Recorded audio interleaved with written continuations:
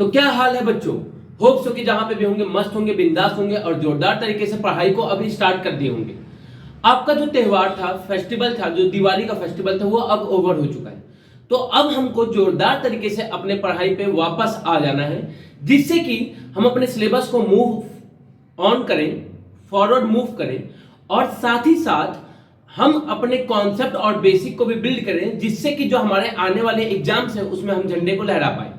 तो एक बार फिर से जोरदार तरीके से हमारे चैनल एस पाठशाला पे आप सभी बच्चों का स्वागत है। लास्ट क्लास की अगर हम बात करें तो क्लास 9th में हमने लास्ट क्लास में पढ़ा था क्वाड्रिलेटरल्स के बारे में। क्वाड्रिलेटरल्स में पैरेललोग्राम की प्रॉपर्टी की थी और उससे रिलेटेड काफी सारे क्वेश्चंस किए थे।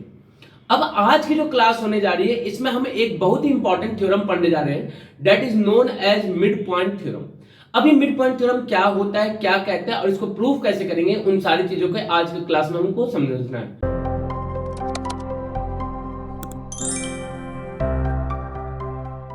तो चलिए आज की क्लास में जो हमको पढ़ना है वो पढ़ना है मिड पॉइंट थ्योरम। क्या पढ़ना है? Mid point theorem. अभी मिड पॉइंट थ्योरम क्या कहता है, क्या होता है, इन सारी चीजों को हम समझते हैं। जो आपका क्वेश्चन आएगा पेपर में वो ये आता है कि state and prove mid point theorem. State and prove mid point theorem. क्या कीजिए, पहले स्टेट कीजिए क्या है और उसके बाद आप उसको प्रूव भी कीजिए कि मिड पॉइंट थ्योरम क्या होता है। तो स्टेटमेंट क्या होता है पहले हम उसको समझते हैं, उसके बाद हम उसके प्रूविंग पे आते हैं। स्टेटमेंट ये कहता है कि मान लीजिए आपके पास कोई एक ट्रायंगल है। भाई हम ट्रायंगल के बारे में पढ़ रहे हैं तो ट्रायंगल लेंगे। तो आपने कोई मान लेते हैं हमारे पास क्या है, कोई एक ट्रायंगल है और ट्रायंगल के किसी भी दो साइड के मिड पॉइंट को हम ज्वाइन कर रहे हैं। ट्रायंगल के किसी दो साइड के मिड पॉइंट को ज्वाइन कर रहे हैं। तो मान लेते हैं ये हमारा मिड पॉइंट है इस साइड का और ये मिड पॉइंट है इस वाले साइड का। तो इनके मिड पॉइंट को हम क्या करते हैं, ज्वाइन करते हैं।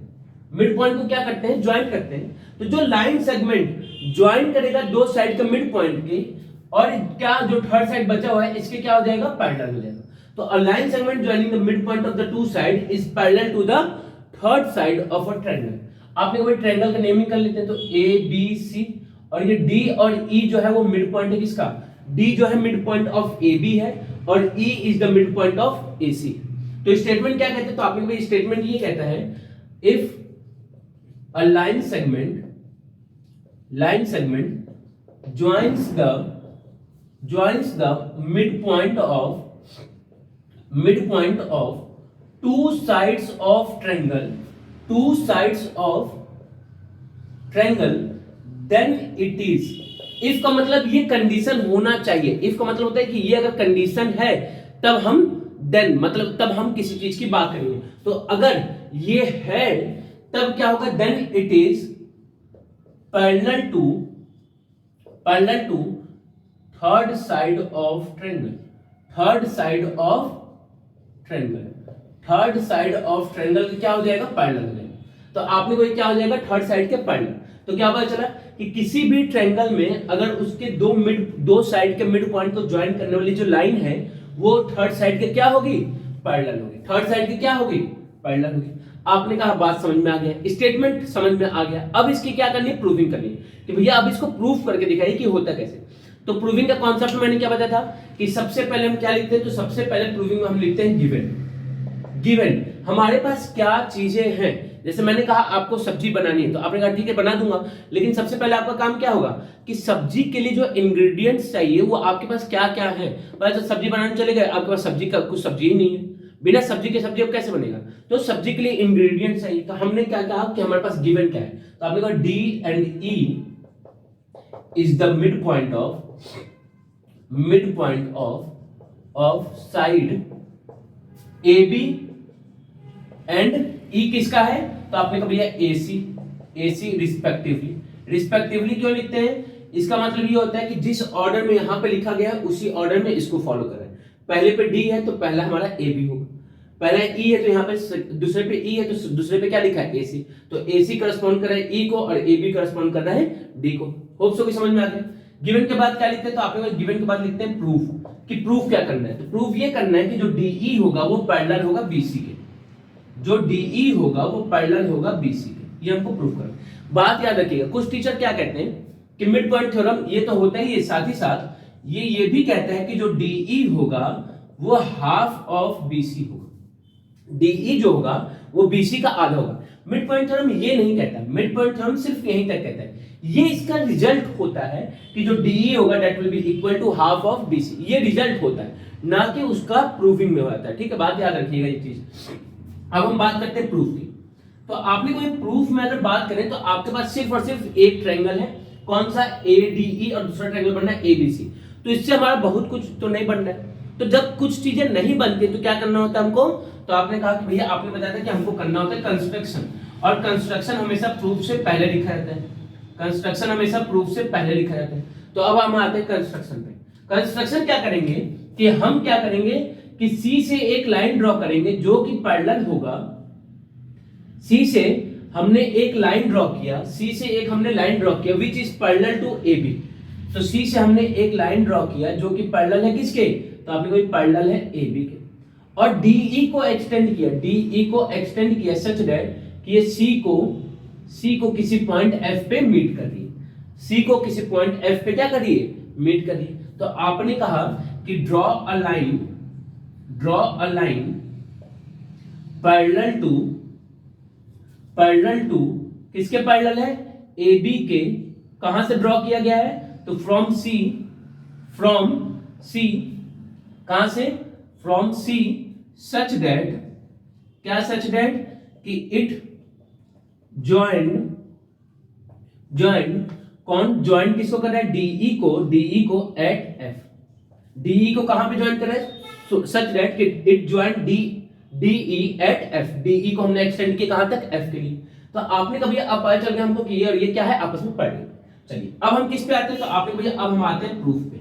अब किस पे आते हैं, तो प्रूफ के लिए आपने कहा कि भैया देखिए हमारे पास दो ट्रायंगल बन गया, एक बनना है AED और एक बनना है CEF। तो इन दोनों ट्रायंगल को लीजिए, तो in triangle AED and triangle CEF।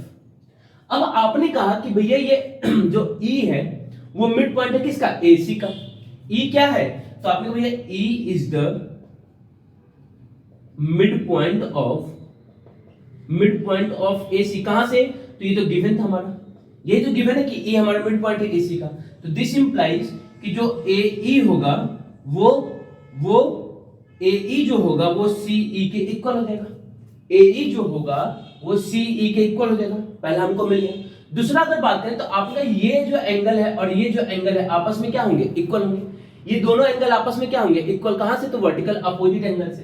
तो आपने कहा भैया angle AED is equal to angle CEF। कहां से, तो आपने कहा वर्टिकल अपोजिट एंगल से। साथ ही साथ आपने कहा कि भैया अभी हमने कंस्ट्रक्शन में कहा है कि जो CF है that is parallel to AB।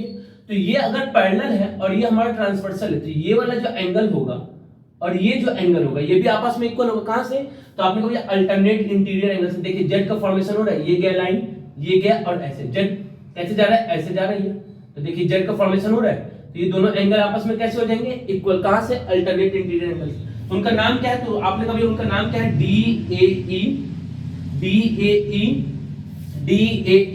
तो इसका नाम क्या हो जाएगा, तो आपने कहा FCE। नाम क्या हो जाएगा, तो FCE। कहां से, तो आपने कहा अल्टरनेट इंटीरियर एंगल से। अल्टरनेट इंटीरियर एंगल से दोनों ही ट्रायंगल आपस में क्या हो गए, कॉन्ग्रुएंट हो गए। कैसे कॉन्ग्रुएंट हो गए, तो आपने कहा बाई एंगल साइड एंगल। तो बाई एंगल साइड एंगल से ट्रायंगल AED जो है that is congruent to triangle CEF। क्या हो गया, CEF के कॉन्ग्रुएंट। अब ये दोनों ट्रायंगल जैसे ही कॉन्ग्रुएंट होंगे, क्या होंगे, जैसे ही कॉन्ग्रुएंट होंगे, तो आप कह देंगे कि भैया सीपीसिटी से ये जो साइड CF है, CF ये किसके इक्वल हो जाएगा, तो आपने कहा ये हो जाएगा AD के इक्वल। भाई AD किसके इक्वल हो जाएगा, CF के इक्वल। कहां से, सीपीसिटी से। बट क्या है कि जो AD वो तो DB के इक्वल है। AD किसके इक्वल है, DB के इक्वल है। और सीपीसिटी से आपने क्या कह दिया कि जो EF है वो ED के इक्वल हो जाएगा। साथ ही साथ जो EF है, EF वो किसके इक्वल हो जाएगा, EF वो ED के इक्वल हो जाएगा। EF जो है वो ED के इक्वल हो जाएगा। दोनों कहा सीपीसिटी। लेकिन आपने कहा कि भैया अगर इस साइड की बात करें तो AD जो होगा DB के इक्वल होगा। क्यों? क्योंकि D तो है मिड पॉइंट, D क्या है? मिड पॉइंट है। किसका मिड पॉइंट है? तो आपने कहा D जो है मिड पॉइंट वो AB का है। D किसका मिड पॉइंट है? AB का। तो ये अगर आपस में इक्वल है और ये आपस में इक्वल है तो क्या पता चला? तो आपने कहा ये जो CF होगा वो AD के भी इक्वल होगा और वो DB के भी इक्वल होगा। वो AD के भी इक्वल होगा, वो DB के भी इक्वल होगा। तो आपने कभी अगर हम इस क्वाड्रिलेटरल की बात करें, किस क्वाड्रिलेटरल की, तो इसको हटाते हैं थोड़ा सा और यहाँ पे देखते हैं। फिर आपने कभी इस क्वाड्रिलेटरल की बात करें तो इन क्वाड्रिलेटरल BCFD किसमें बात कर रहे हैं? तो आपने कोई क्वाड्रिलेटरल BCFD में अगर बात करते हैं तो BCFD में अगर बात करें तो जो BD है वो क्या है? CF के इक्वल है और जो BD है वो पैरेलल भी है CF के। तो अगर किसी भी क्वाड्रिलेटरल में हमने पढ़ा था कि अगर कोई भी एक pair of side, one pair of opposite sides आपस में इक्वल भी हो जाए और वही साइड पैरेलल भी हो जाए, आपस में इक्वल भी हो जाए और वही साइड आपस में पैरेलल भी हो जाए, तो BCFD इज अ पैरेललोग्राम हो जाएगा। और जैसे ही ये पैरेललोग्राम हो तो क्या इंप्लाइज करेगा कि जो DF है वो BC के पैरेलल एंड DF जो है वो BC के इक्वल भी होगा। अब यहीं से आप कहेंगे कि अगर DF जो है वो BC के पैरेलल है तो इसका जो छोटा पार्ट है DE ये भी क्या हो जाएगा? BC के पैरेलल हो जाएगा। और यही हमको क्या करना था? प्रूफ करना था। आपने कहा DF जो था वो BC के अगर पैरेलल है तो उसका जो छोटा पार्ट DE है that is also become parallel to BC। और अगर पैरेलल हो गया BC के तो आपने क्या कह दिया? हेंस प्रूफ हो गया। अब आपने कहा कि जो DF है वो BC के इक्वल, और DF है किसके इक्वल? तो आपने कहा DF is equal to DE plus EF equal to BC। और अभी आपने कहा है कि जो EF है वो DE के इक्वल है, मतलब EF can be replaced by DE, EF can be replaced by DE। तो DE प्लस DE क्या हो जाएगा? Twice of DE is equal to BC। तो DE की वैल्यू क्या हो जाएगी? तो आपने कहा DE जो होगा वो BC बाय 2 हो जाएगा। क्या हो जाएगा? BC by 2। और क्या यही प्रूफ करना था? तो आपने कहा ये भी प्रूफ करना था, तो hence this is all about mid point theorem.